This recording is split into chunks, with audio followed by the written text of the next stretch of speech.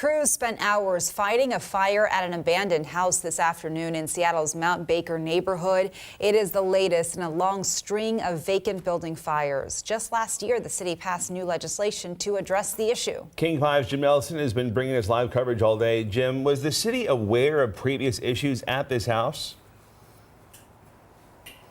Yeah, well, Steve, first I should mention this. There is still one engine here. They tell me they're essentially on standby. Now, the fire department had been called here before, and that actually changed how they approached things today. But they weren't sure if this particular property was on the city's watch list as part of that legislation. We have heavy flames coming from the top floor. A vacant house fire. And the roof line on the Charlie side. Filling the Mount Baker neighborhood. We have electrical lines on fire and falling. With smoke and fumes. I came down to see what was happening and then went home because the smoke was too much. Paula Maxwell has seen it before. Yes. December 18th. Same house. An ongoing problem. Yes. Yeah. Well, we have a lot of fires around here.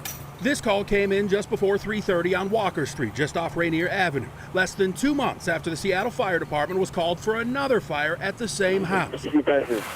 That's why they went into a defensive position, fighting the flames from the outside. Too dangerous to go in. Could be holes in the walls or in the floors itself. The stairway in between the basement and the first floor could also be compromised. So just a very unsafe condition. They had reports someone was seen leaving around the time the fire started. A concern anytime, and certainly as people seek shelter from the cold. Unsafe for anyone to go inside. The fire department says there were about 50 fires in vacant buildings last year. That's when Mayor Bruce Harrell signed new legislation to speed up the process of tearing those buildings down. Hasn't happened. No. That's how Maxwell sees it in her neighborhood, where she's grown tired. Oh my God, for years. Years of ongoing issues. With the RVs and the squatters and I've lived here 21 years now, and in the last couple of months we've had so many fires. Now, another one.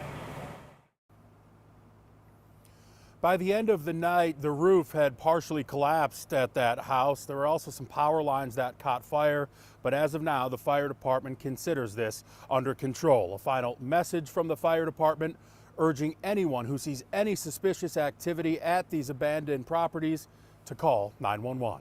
Live in Seattle, Jim Nelson, King 5 News.